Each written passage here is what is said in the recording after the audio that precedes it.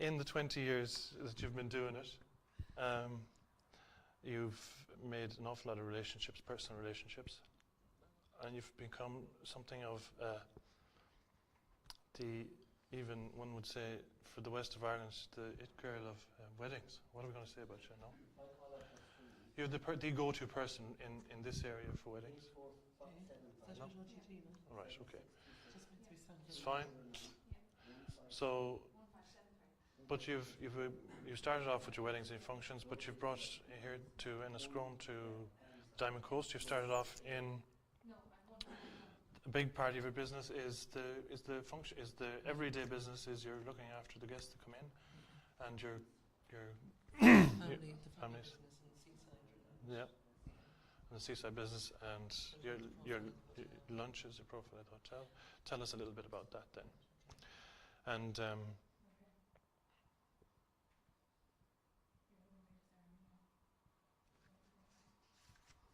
then need to get Mc Gowan up here. She down.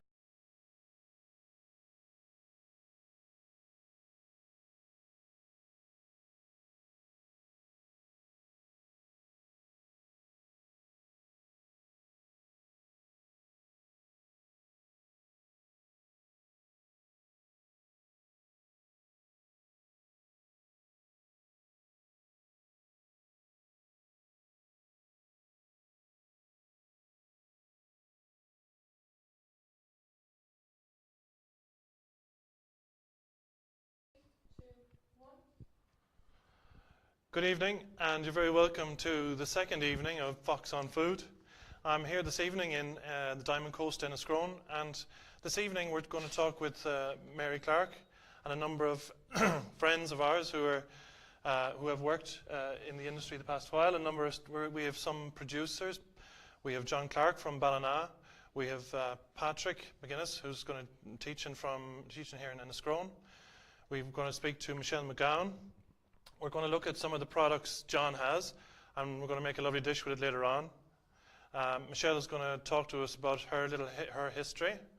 First of all, I want to say thanks to all those who have liked and shared on the last week's episode, or last week's piece. It certainly had a lot of interest for me personally, for the National School, for Beaufield National School.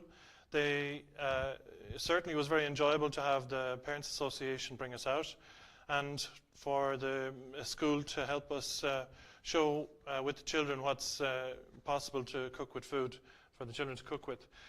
It's interesting, always interesting from a nutritional side to learn a little bit more. It's also always enjoyable for the kids to see, to get involved, as I said the last day, and to start making a relationship with food. And even I saw, for those who haven't seen it, it was very interesting. Some of the girls had their lovely sprinkle action going on with the porridge on them when they were making the bread. So it was really enjoyable. So again, thanks to all of you who have interacted with that, who've liked and shared. We do appreciate it.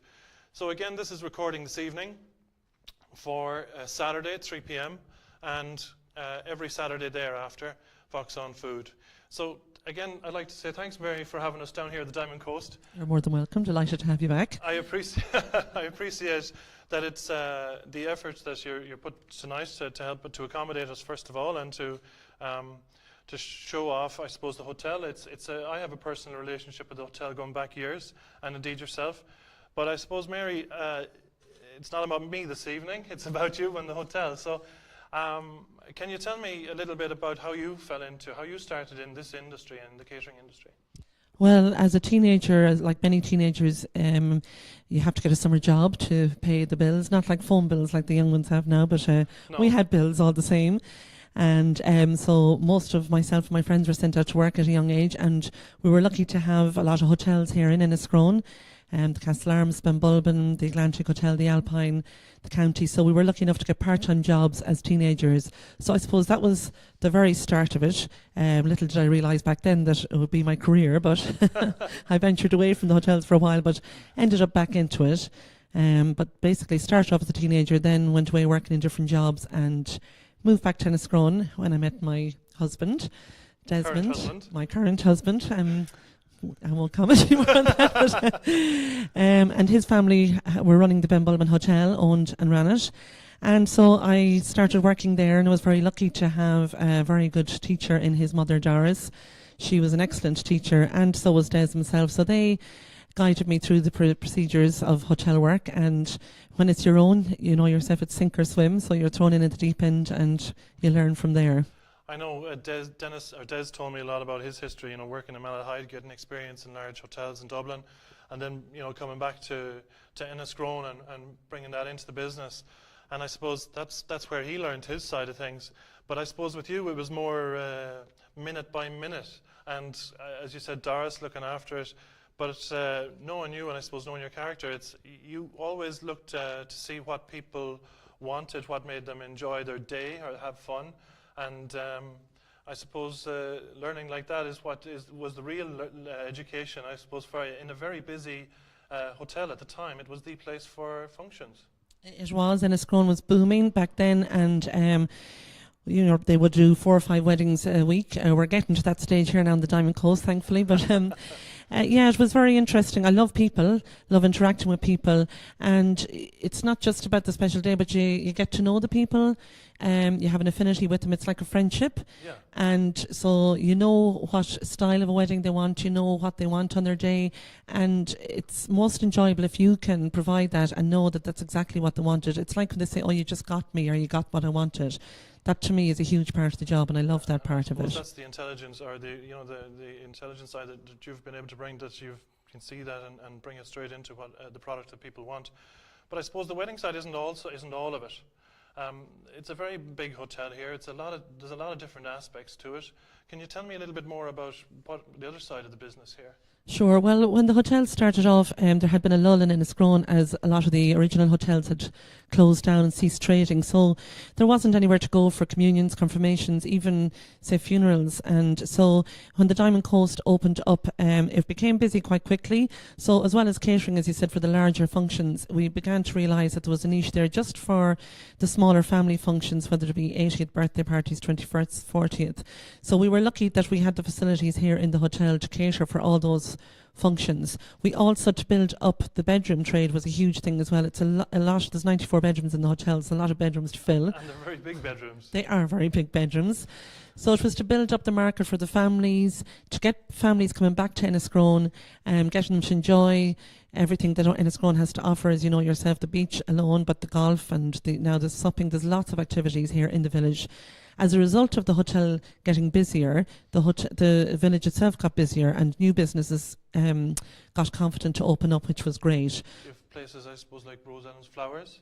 Correct. So Rosanna Flowers, so she supplies flowers down here to weddings whenever they're needed. Yeah. And all those, I mean, from dry cleaning to hairdressers to all of those are spin-offs from both hotels and the business. Absolutely, of makeup artists. It's amazing until you sit down and actually go through the businesses that have been created through the hotel, getting busier and busier every year. And even just bus tours coming in, and people are learning about Enniscrone as well as the hotel, which is very important. And it has helped Waterpoint as well increase its figures. It's helped the golf club.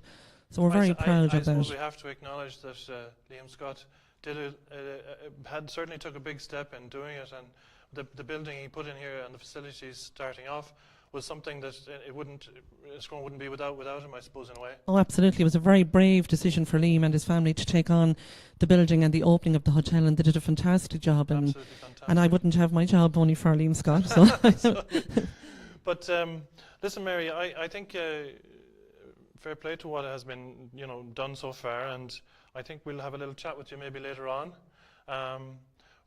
Next we're going to have a little chat with Mc Gowan and have talk about, she's one of the chefs in the kitchen, and a little talk about what she's achieved here at the hotel. So thanks very much, Mary. We'll talk to you back in a few minutes. No problem, thank you. So Michelle, lovely to have you here today. And again, it's you're in your chef's blacks. Chef's blacks. I'm slimmer in my blacks. Good looking in your blacks. I suppose it's one of those things. You have your blacks, your whites, whatever they are, but one can say maybe that you're more assertive in your blacks. Would that be true? Oh, I just prefer black. It's more modern. But no, I suppose what I'm saying is that in a kitchen, it's not too often you have, you know, a girl in the kitchen that is as successful as you have been. Yeah, I would be very confident in cooking and in myself, I guess. If Comes naturally to you. Well done. It kind of cooking to me just kind of happened out of nowhere. I was originally supposed to be a nurse, and I went for an interview in Kittybags on a Friday and told Mum I was gone, and I was off on the Monday. That's it. You were gone. And that was me. So where did you start, or where did you start cooking, or how did you? I was pulling pints in Walsh's, and the ad came on the radio, and I guess because they had the B&B there, and I seen Eamon cook and stuff, so I went for the interview, got it, and went. It turned out I was quite good. Then in college, I went for placement in Murphy's about 20 years ago. Jerry Luskin was my first head chef. Jerry Luskin is still has his own place now in Ballina. Absolutely. Bistro. I still remember a good few things that he taught me. I always double jobbed for some reason. One job was never enough for me. So while I was in Murphy's, I went to the Gable End restaurant in Enniscrone to give the head chef his 2 days off. He ended up leaving. I took his job. I was there for about 2 years. Then went to the Pilot, opened up Magumba's Cafe, opened up another cafe in Ballymote, took over the Pilot bar. I was there for about 7 years. And then we wanted to go further, but there was no room to go further. So we said we'd have a little break. But I suppose you've said a lot there, but in a career, you know, in chefing, it can be, like I was saying earlier, it can be, changes is when you move, when you're young is good, and it's what people, I suppose, managers, owners, businessmen look for, is someone with yourself that has a talent and ability to make a customer come back again, I suppose, essentially. But as we get older, change can be quite difficult. But when you finished, you know, you were very, very successful in the Pilot, you know, multi-award winning, and dishes that people, you know, were waiting for your post on Facebook to see what it was. Yeah. So that was one of your things. You used to post every week a different menu. Every week a different menu that ran for 4 days, but that was the exciting part. It kept us all going. And then come Sunday when you were closing, we were sold out, and it was quite easy, and we were quite content to close the doors at 8 o'clock, even though we were supposed to serve till 9. But if the food was gone, it was gone, and that was the job done. So yeah. Listen, and I suppose and that was what your reputation was. But my point is that when you're in, it can often be an adrenaline fueled rush. Yeah. It's a rush of prep, get prep done, get cleaned down, get ready. It can be the rush of services on. Let's get everybody served properly, get the food out right. Yeah, absolutely. It can be the rush then of, my meal was lovely. Text message coming in on the phone, thanks very much. What are you having next week? Looking forward to it. Yeah. And that all can be a bit of a heady rush. And when that finishes or that changes, how did you find that? When I decided to leave the Pilot, my first thing was I knew I would be calmer. I knew I wouldn't have as much responsibility. Like my first day, I think last bank holiday, August bank holiday, was my first August bank holiday actually getting paid for it, getting properly paid for it, which was amazing. The simple things. The simple things. I don't have as much responsibility. I have what responsibility I guess I put on myself as an individual chef.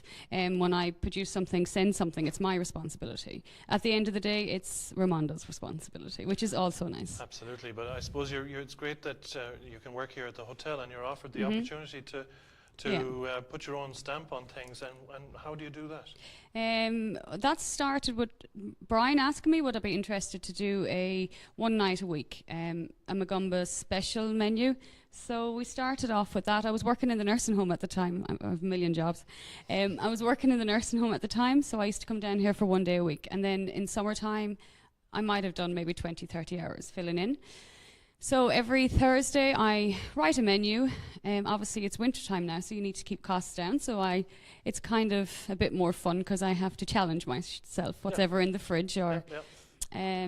So I write a different menu every week, and we post it on Facebook. And then I can actually tell who's out there by what they order and how they order it. You know them that well. Yeah. I do. Yeah, if some simple stuff has no onion or this or that, I know who it is. Listen, and that's why I said first of all, for what you've achieved, lovely to talk to you, but also that you made a very personal relationship with an awful lot of people in Enniscrone. Absolutely, yeah. And suppliers. And suppliers, yeah. and I mean them more than your customers sometimes, because they support you with excellent product. Yeah. And at the end of the day, without that, you can't give out an excellent plate. But also for people for Ballynad, maybe people to introduce you, to say hello, and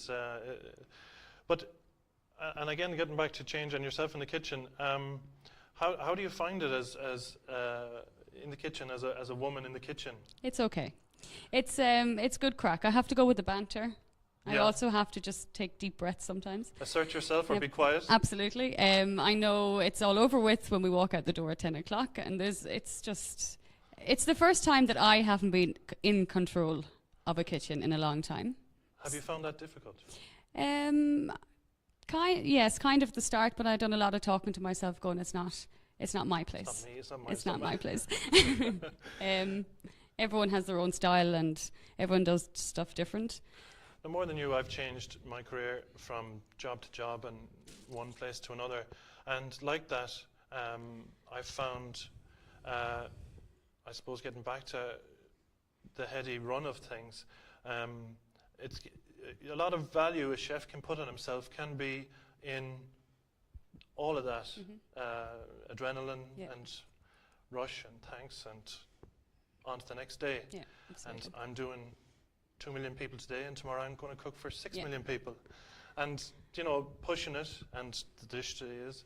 But when you take that slice out of the equation, and in a certain way, when it's not you that's responsible, and you're just responsible for your job, and you're given the opportunity to be responsible for your menu. Yeah.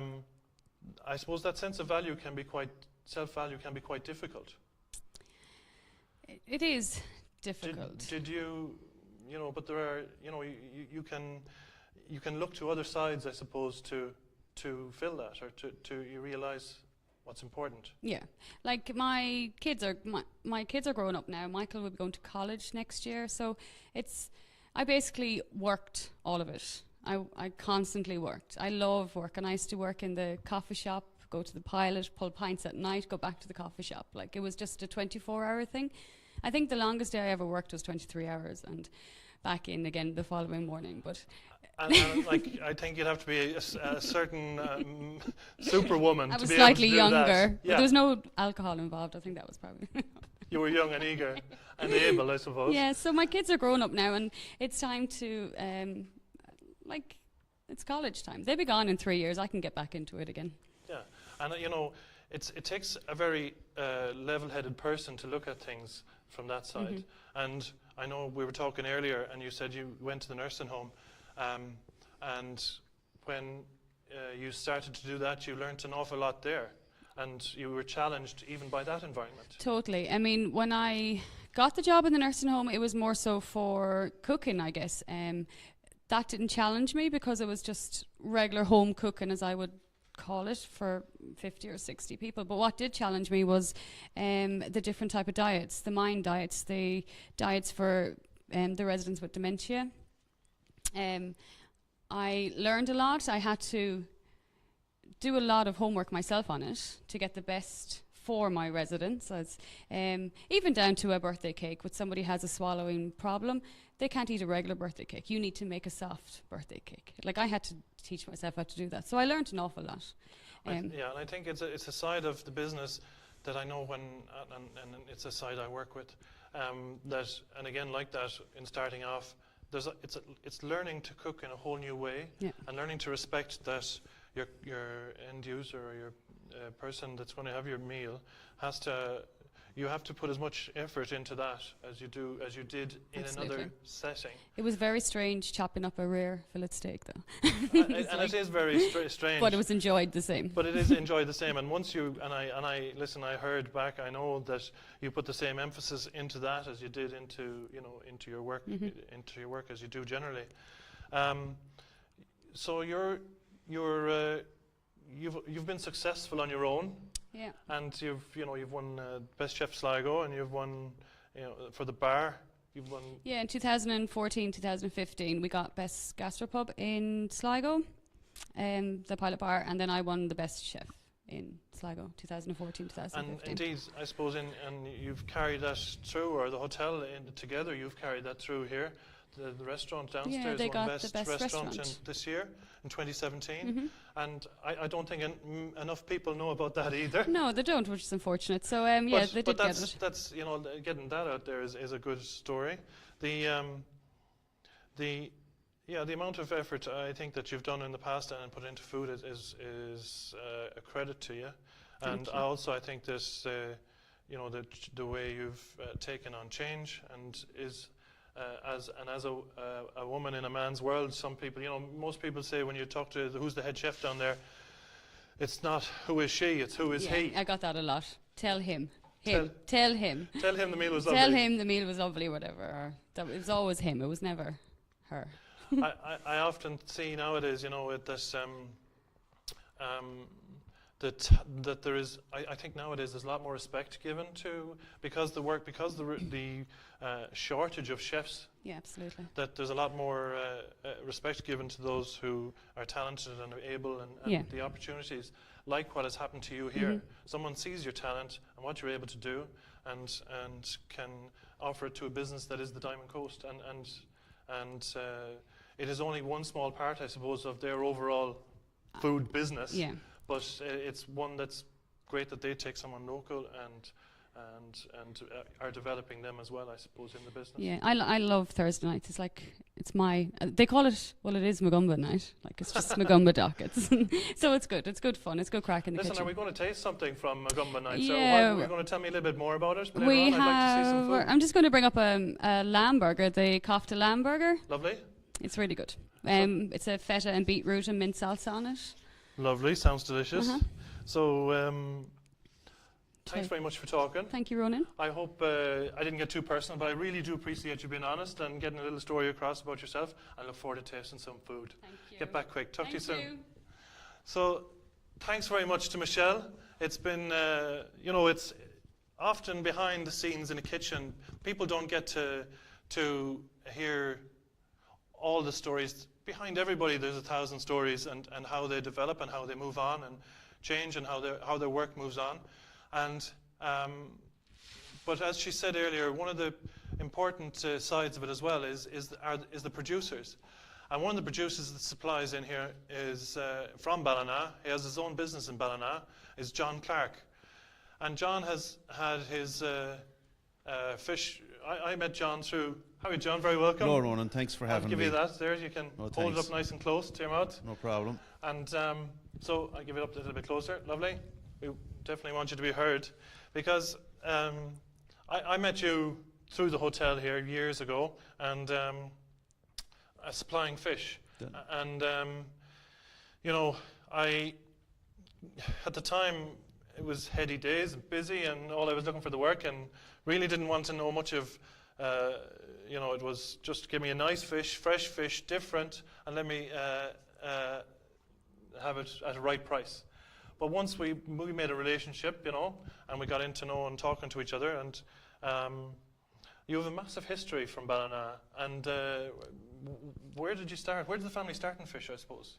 That's right. My father started in 1945, in February 45. So we're in business 72 years this year, just gone 73 years coming. Well done. When he started up at the time, like, there was no fresh fish wasn't sold in a shop, like it was sold on the side of the street.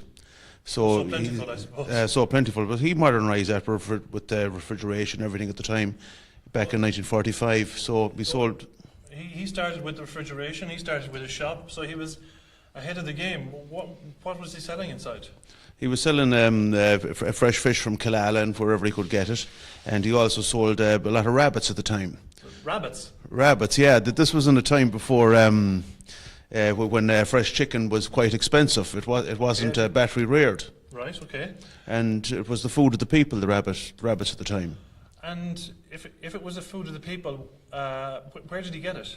From local farmers and farmers' children that put out snares for rabbits in the countryside. And he'd pay them and then sell it in the shop?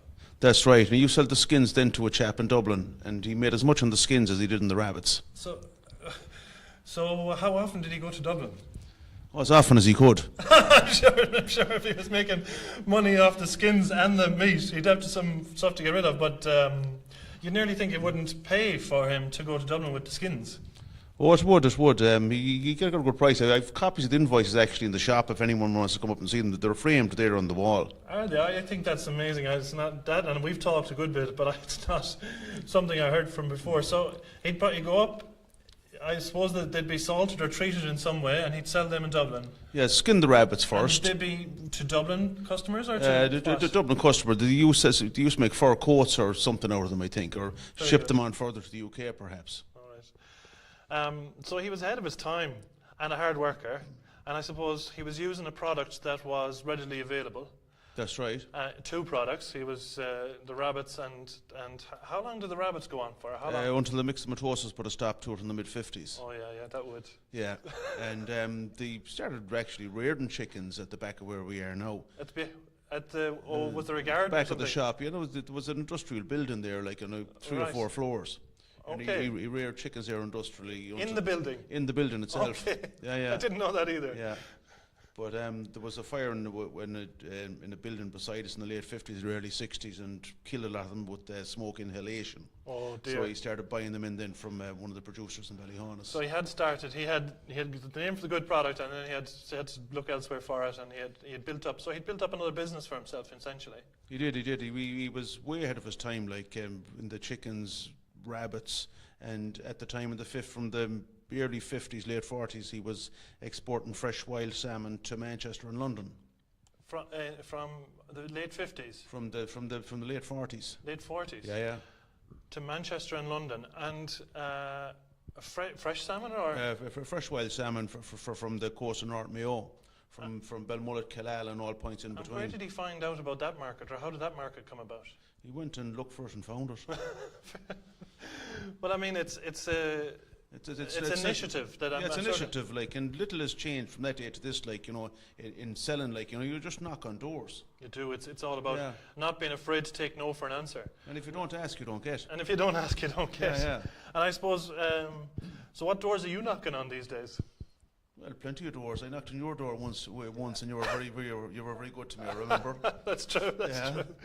But I mean, so he had fresh salmon and refrigerated. That's immediately in the 50s. In the mid 40s, how?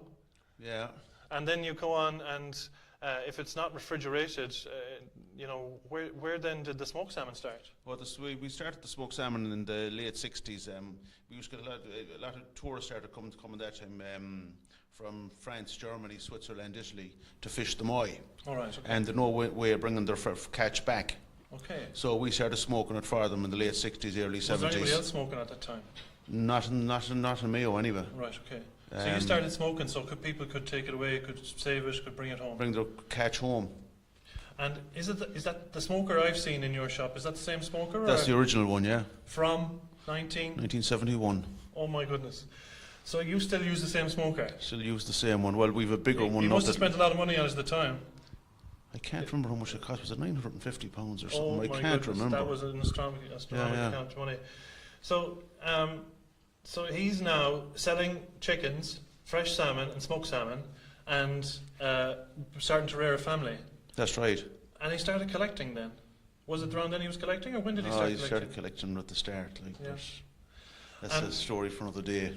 And so the smoked salmon you have now. So you I suppose there was heady days not so long ago when there was loads of money around. It's a wonder you didn't spend 220 million and build a a smoked salmon factory for in Ballina. Yeah, we thought about going off to a greenfield site like about 10 or 12 years ago at the height of the boom, but it's a good job we didn't. No, so now you have your retail in store.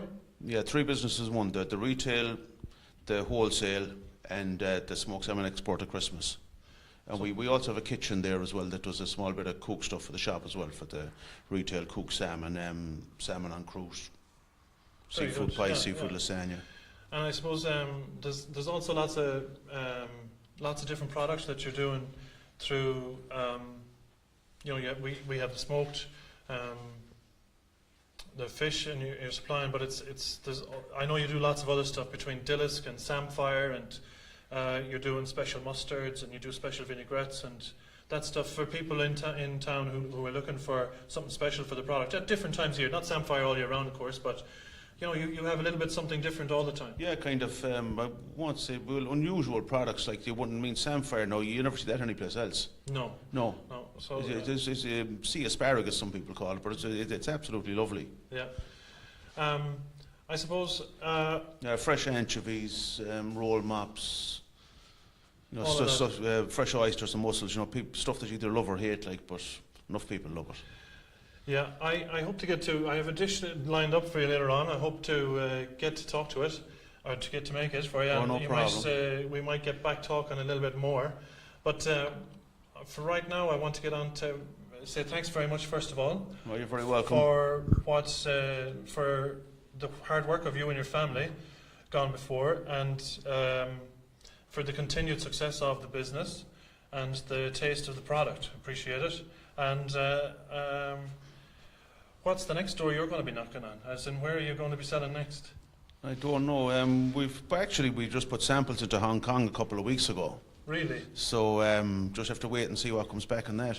Well, who doesn't like fish in Hong Kong? That's right, they love it. Okay. Listen, thanks very much, John. I appreciate you coming out this Oh, evening. you're very welcome, Yourself Ronan. and your good wife, Helen. Lovely Thanks to for see you. having Lovely to Thanks meet for you. having us. Not at all. And we might get you back up in a little bit to sample a dish. But now I'm going to say hello to Patrick McGuinness. So thanks very much, You're John. very welcome. How you doing, Patrick? Ronan, how are you? Lovely to see you. Thanks very much. It's been. I do appreciate you coming up. No problem. It's been a while since I've met you, but we've used to work for me. That's right, yeah. You've started off in food in Enniscrone. Where did you start in Enniscrone? I started off about 13 years ago. I got a job with Anthony Cullen in the golf club down here. And from there on, I went up to work in Ocella for Angleroy. And I worked in a few different places after that. I worked for yourself as well in Ocella. And I worked for Michelle in the Pilot Bar and Magumba's. And then the opportunity arose to take over the catering contract in the secondary school up here at Jesus Mary Secondary School. Jesus Mary Secondary School and that's where you are now. That's where I've been. I'm in my 6th year up there now. 6 years ago, you were a younger man, and you had worked in a number of different businesses in Enniscrone. You had never really had your own, but it was a big challenge to try and. It was a courageous move to try and take on something like that in the Jesus Mary School. It was because I was going into the unknown, but thankfully, having worked with so many good people around the place, Anthony, yourself, Michelle, there was always people to call on and ask advice from, and I built up good relationships in the industry. So I was confident enough when I did go in. And I suppose it's an important part when you're moving from business to business that you have someone to call on, because in itself that can be a sense of confidence that you can take with you, saying, I'm going to go for this business. And I'm sure you were in discussions with maybe Anthony or That's right. your family, That's right. your That's right, partner yeah. at the time, Yeah. and taking confidence from their confidence in you, and also in Sister Mary Kelly. Sister Mary Kelly from, yeah. she, I'm sure, had confidence from the work you had done around Enniscrone. But going from a chef to managing your own business, it's quite a change. It is. It's a big change. It's it was grand going in and just working your 8 or 10 hours or 12 hours, whatever the case may be, and you could walk out the door again knowing that your wages would be there on a Friday or a Monday or whatever.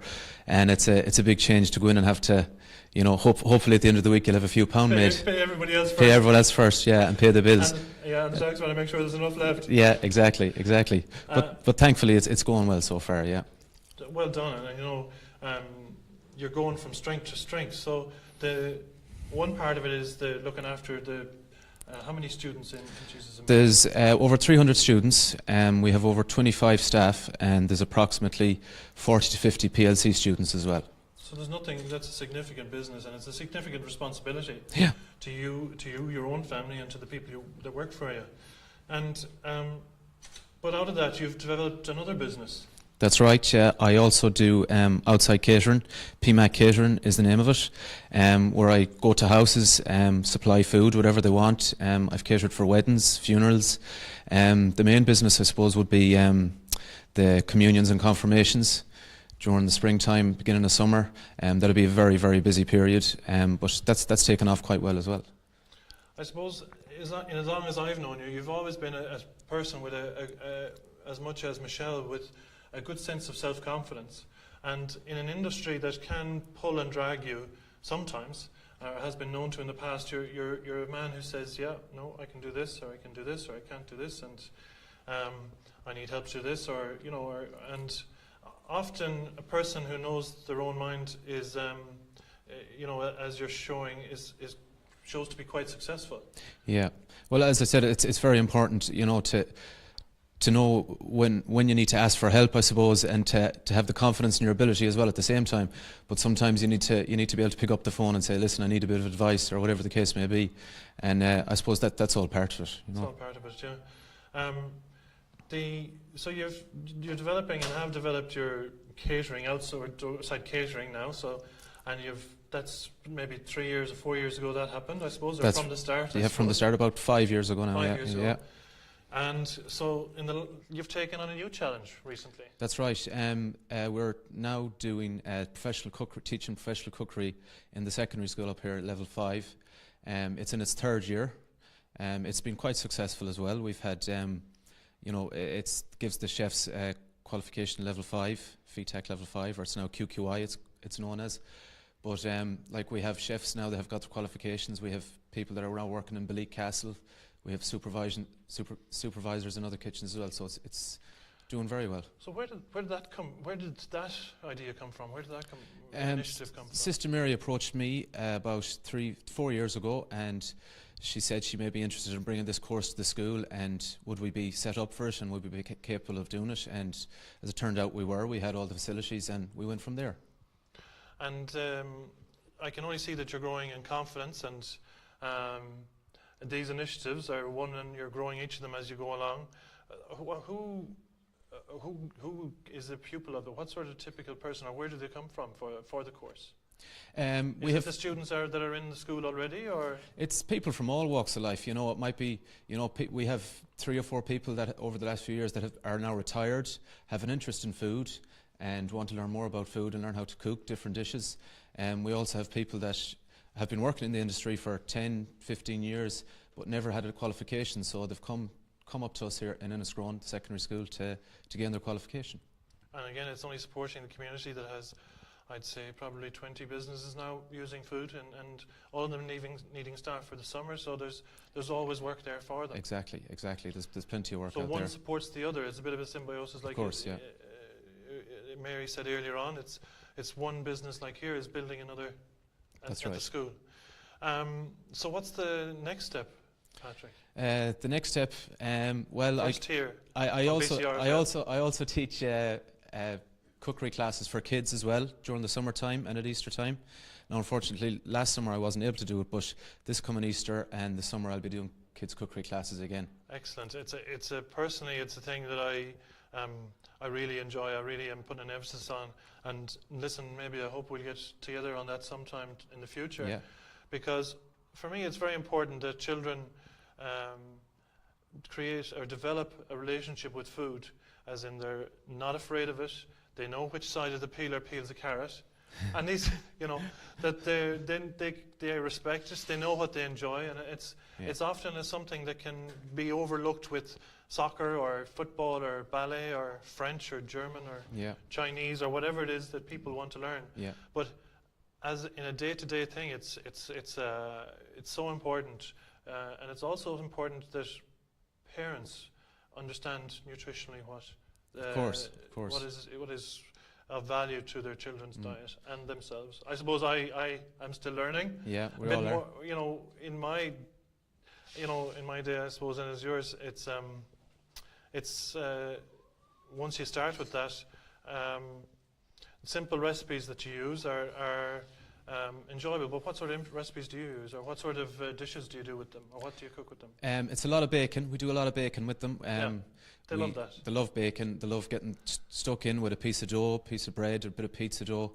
They make their own fresh pizza sauce as well, and they make their own toppings. Lovely. So, they love it. Yeah. Listen, I look forward to talking to you a little bit more about that in the future. A massive thanks to you for coming down this evening.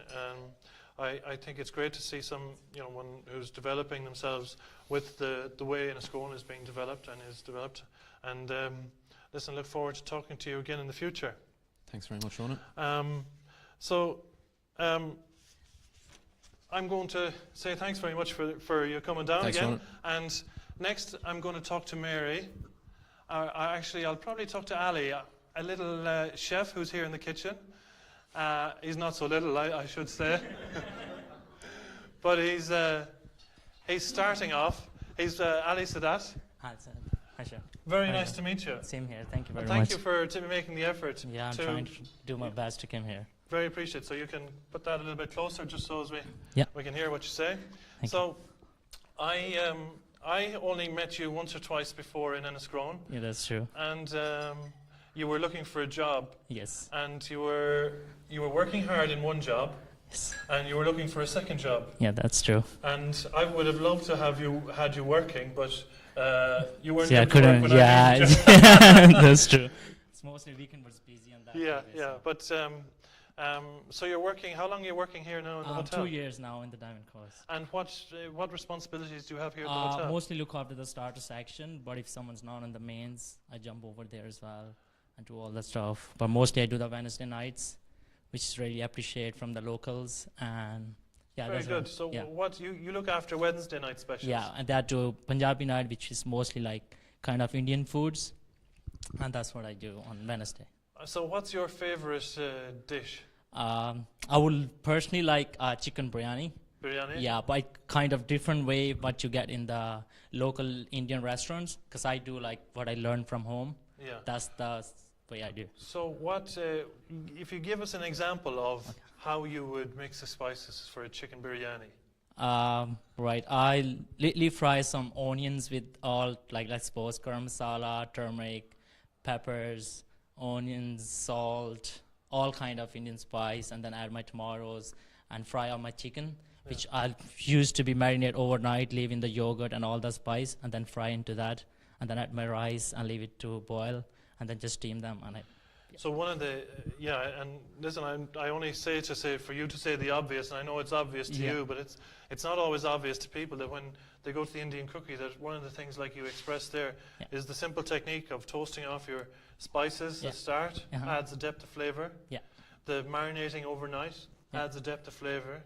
The intense heat when you're cooking an Indian dish adds that other side of it, and ends up in the heat of those spices then being balanced with the creaminess of the dish. Oh yeah, it does always like has to maintain the spice and the mildness into between then, because some people just don't like it, so they ask for mild. So I'll keep mostly cook all the time mild, but if someone wants spice, I always can add a spice. You have no problem with the heat? Oh, no problem with the heat. Do you like I love it. hot? Oh, I love it. I love it.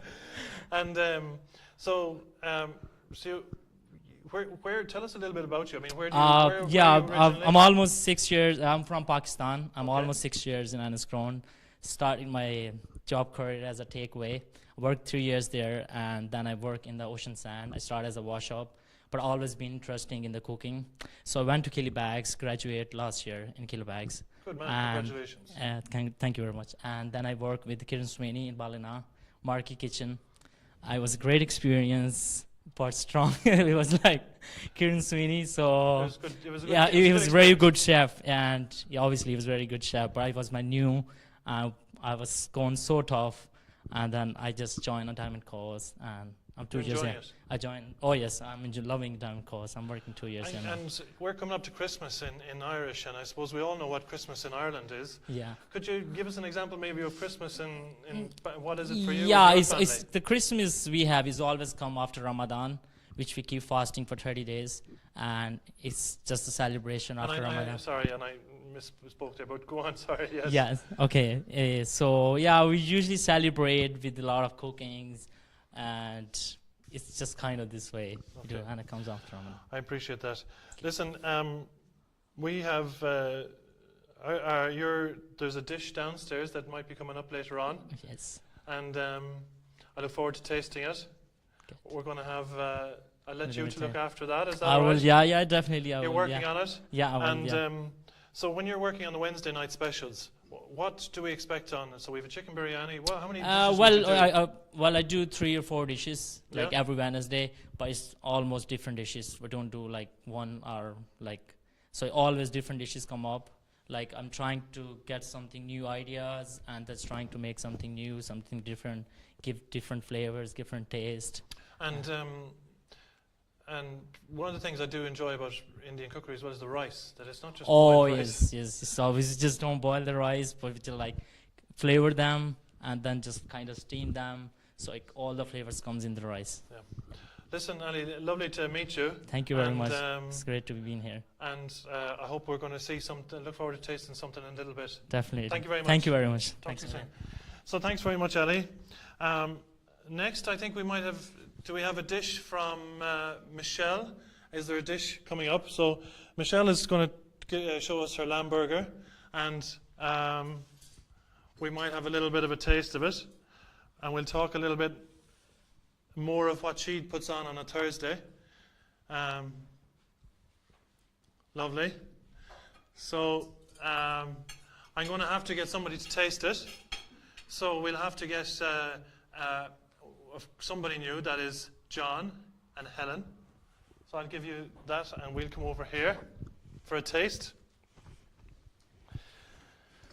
And I might get that divided up. So can you tell us a little bit what we have here, Michelle? Okay, so burgers are everywhere. Yeah. Like you see them everywhere. When I try to do maybe different burgers with different toppings, people think it's very, why do we need 6 different burgers? You don't actually have 6 different burgers. You have the one burger with 6 different toppings. Everything's there all the time. So I decided to do a lamb burger. In the mix of it is cumin, coriander, chili, garlic. You don't have to really for me, if you're overcook white. it because it's lamb. That's for you. I'm just telling John that He's I've- taking the bigger half, is he? he has to eat it full on. Typical man. And Helen is going to take it. You can take that there politely. Grant. So I like working with lamb. it's got good flavour in it. Yeah, you can add great flavour into it, and it doesn't go dry. It's different. On top, I done a fresh beetroot and feta mint salsa. It works really, really well with the lamb. It's just nice and fresh. How are you enjoying it? Gorgeous. I know you had something to eat earlier on, and I appreciate that you've come on board for the tasting. Thanks very much. We're just going to go over to the side here. So Michelle, we're back back to you on your Thursday night. So Okay. what's I suppose one thing we hadn't talked about was what sort of food you do on your Thursday night. I try to do something different. I generally do, as I call them, my meat and potato dishes. That would be for the people that actually want to come for their dinner. Some people still need potato and veg with their dinner. I would do generally a rice dish, a pasta dish, and always a vegetarian dish. Always. I love vegetarian cooking. I love doing it for the weddings here. I love giving the vegetarians something different instead of like a curry or whatever. But I try and give them something different. Like, but they won't get it anywhere else. No, and I suppose the simple. I know you said you'd enjoy it, but the simple ingredients you just said there: cumin, coriander, chili, spices into your lamb burger, and topped off with a nice beetroot feta relish, is gorgeous and a lovely idea. Is lovely colour, and it's really fresh, and it's mint. It's actually mint jelly I use, and not even fresh mint, because it's more vinegary and it just balances with the heat of the dish. Yeah, it's just really good. So next we're going to go on to we're going to talk to Mary. So Okay. I'm going to say, Michelle, thanks a million. Thank you. We might see you some Thursday night. We will definitely see you some Thursday night. It's been a pleasure having you talk to you this evening and giving us a little insight into your background. And I look forward to talking to you one of the Thursday nights. Thank you very much. So next we're going to talk to Mary, and we're nearly finishing up now, I suppose. And I might give you that just to... Thank you. So, so Mary, one of the sides, I suppose, is one of the big sides for you of the business is the wedding side. And when you're talking about the wedding business here at the hotel, I suppose it's what you're known for here, and one of the sides you're known for. But there's a lot of work that goes into it, and starting off with the couples coming in the door, you're the first person they meet. It can be. How is it? Well, it's great fun. It would be daunting for me. Well, you wouldn't do it. I've been doing it for 20 years now, so I suppose I'm used to it. But every year I see little changes, so it makes it interesting. Each couple is different. The requirements are different, so it never gets boring. It can be challenging, absolutely, definitely. But for each couple, you realise that they're putting a huge investment into that day. And as far as they're concerned, there's no other wedding except their own, and that's the way it should be. And you try your best to give them that security that yes, we consider their wedding as the most important day of the year for us as well. And you have to try and repeat that over and over again. So that can be challenging, but it's also great fun.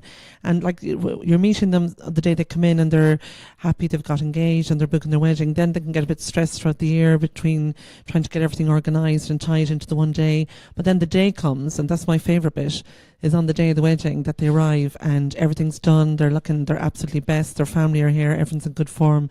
So that's fantastic. When you see them arriving at the front door, there's a huge air of excitement, just from the hotel's point of view and their point of view as well. We do feel it. It's very emotional. Listen, you've been you've been successful in the business. You've also been, I say, the wedding couples who have come here have gone viral in a lot of their lot of their own initiatives.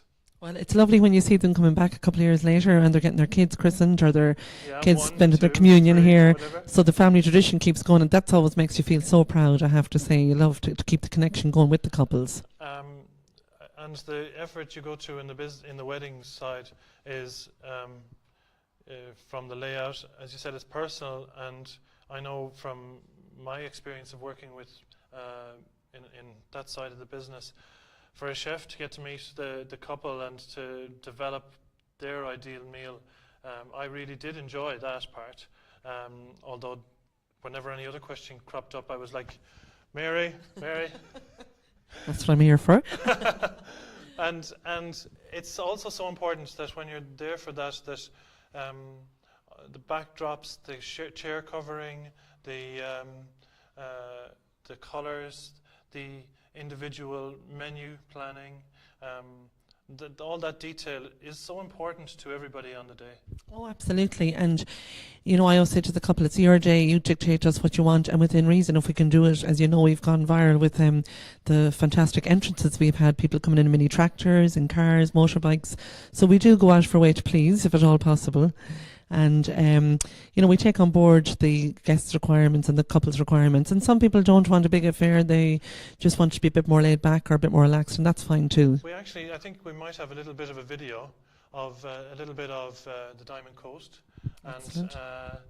And of some of the examples of what happens here. We might be able to pull it up there.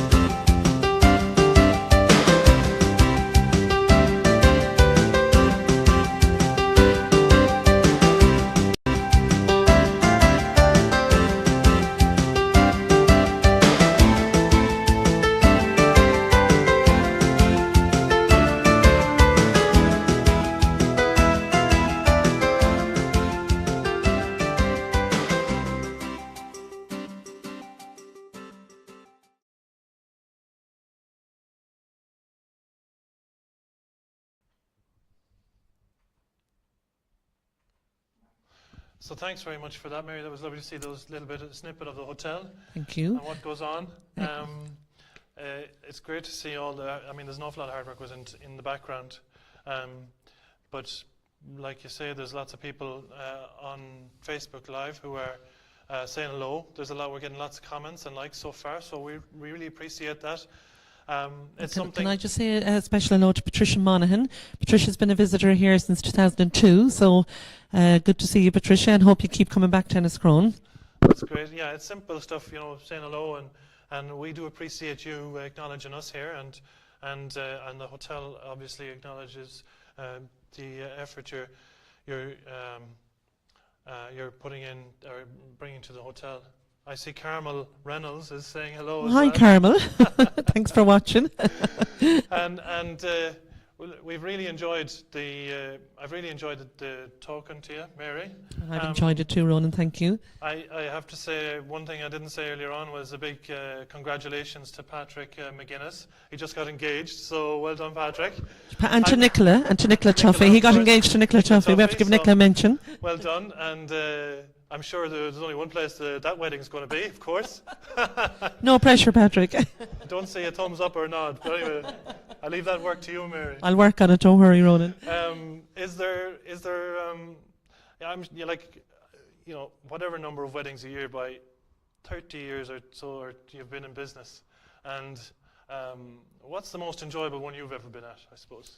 Well, any wedding I've been to, I have to say I thoroughly enjoy myself because I am one of those people that when I'm out, I'm out. So. Good, well that's very important in our industry. But the most recent wedding that I thoroughly enjoyed was my niece's and my godchild, Nadine Goulding. She got married in Wicklow last weekend, and I have to say we had a thoroughly enjoyable weekend.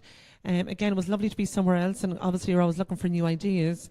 And Nadine and her husband Patrick put on a great spread and great fun. It was a great fun wedding. I always say to the couples, if the couple are relaxed on the day, everything will filter through to the guests, and it leads for a more relaxed and fun wedding. And that's exactly how they were. From the minute she arrived at the church, the whole way through, she was just beaming with fun, and so was Patrick. Enjoyable so that day. Made everyone else just totally relax and Good. enjoy themselves. Personal. And a massive thank you, Mary, for your Ronan. help and support.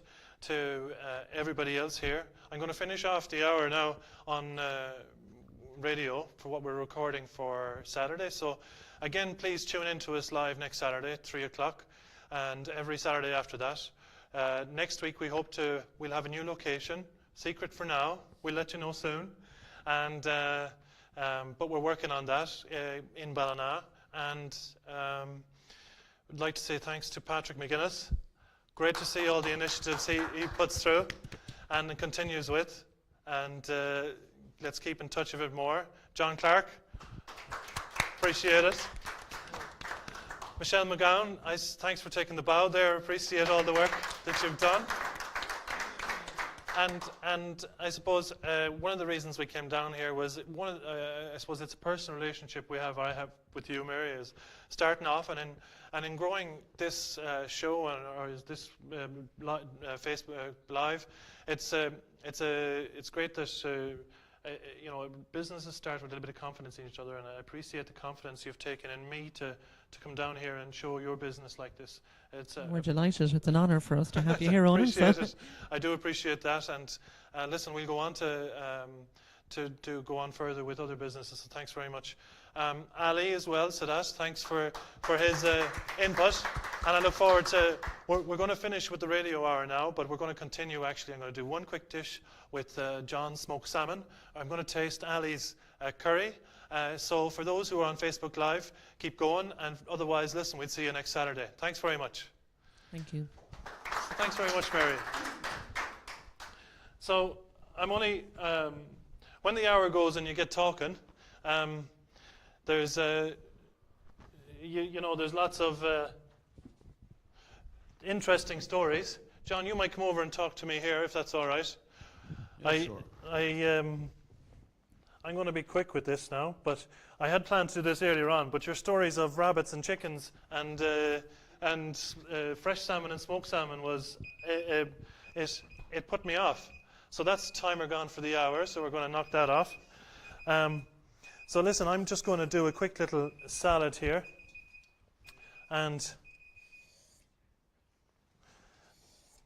So what I'm going to do here is I'm taking a product which is yours from Ballina, and I'm taking some cucumbers from Falcon Fruits, Michael, Michael and Ballina, and we are going to do a little bit of smoked salmon, your smoked salmon. So we're going to marinate that in a little bit of honey and mustard dressing. So this dish is basically, I suppose I better start from the beginning, is a cream cheese. It's a classic. It's smoked salmon stuffed with cream cheese. So we have your smoked salmon. Award-winning. Award-winning. Blossom here and the Great Taste Awards. And you know, that's no simple thing. That's easy to say and should be acknowledged, but not so easy to do. They're not handed out like snuff at a wake. No, they're not standing out like snuff in a wake. They're not. And what they are is that they are national respected people who know what the product should be, and once they taste it, they judge it independently against others. And if it stands up, it stands up, and obviously yours stands up. So you must be very proud of that. Oh, yeah, very proud indeed. You know, you're judged by your peers, like, you know, and it's great to be appreciated like that. It is. So what we're going to do is we're going to take a little bit of the smoked salmon, and what we have here is a Dozio cream cheese. So a big thanks to them. A new product I've started to, that's sort of on the market as well. It's like a fresh cheese. Oh yeah, I've heard of them all right, yeah. And they, so we're going to mix this with a little bit as well of, now they have a cream cheese that it has dillisk in it. I just couldn't get my hands on it today, so I'm mixing in a little bit of fresh made dillisk into this, and so we have a little bit of cream cheese. We have a little bit of our smoked salmon here. Now, do you eat? I suppose when you make it every day, it's maybe not something that you eat every day. I'm always tasting it. Because that's part of the job. Just to make sure that it's right. And when you do, what do you look for? I mean, first of all, would you be able to go through the process with us? Oh yeah, we'd fillet the salmon first, trim it off, salt it in for anything between 3 and 7 hours, depending on the size. We dry salt it rather than brine it. Dry salt it? Dry salt it, yeah. So most places would brine it because it probably retains the moisture. Retains the moisture, therefore retains the weight, so they're getting more for the product. That's right. And some of the bigger places then would salt inject it like bacon. Oh, really? Yeah. Yeah. And so when you say you dry salt it, you so basically it's just layered with salt. Layered dry. with salt, yeah. And for how long? Anything between 3 and 7 hours, depending on the size. The smaller ones less, the bigger ones more. So the salt penetrates it as far down the fillet as it can. And from then on, it's straight into from the then smoker. On, like it's dried for a couple of hours. Then into the smoker. Light a fire. Then we use a mixture of oak and beech. Oak and beech. We use wood from whiskey barrels that we got from Scotland. Really, and that adds the little bit of flavour. And knowing you don't change much. That's the recipe that was given to you. The same from day one. And if it's not broken, don't fix it. It's not broke, don't fix it. And so then it's into your dad's smoker. Into the old smoker, yeah. And then into this cool down then after smoking. So I've been in your production facility, and it's very tight. It's salting, smoking, straight into the chill. Yeah. And sliced and packed. Sliced and packed. Yeah. And it has to be that tight to be enjoyable. Oh yeah. And to be safe. So listen, this is another thing I'm going to get you to taste. Yeah, sure. So I'd like to say thanks again very much for coming on. A little bit of smoked salmon, a cream cheese with dillisk, a pickled cucumber, a little rocket salad and brown bread, And thanks a million for coming in for this evening. Oh, you're very welcome, Ronan. Thanks for having me. And thanks to Ray and Edel for BCRFM. It's great that they're vocal about local and that they're supporting everything that's going on in the community. And the community is Ballina, and I appreciate it's Ballina Community Radio. But Ballina is so much more nowadays. It's bigger. And John, you yourself are Ballina and a Ballina business. And but we'll be getting back into Ballina next week, and I look forward to seeing that. So thanks very much to everybody for listening. And click like, click share. And Ronan Fox, chef, is for Fox on Food. Thanks very much. Very welcome. Thanks, John. Thank you very much. We're going to have a taste now. So we're going to get a bit of knife. You want some more of that burger, Helen? You want some more of that burger?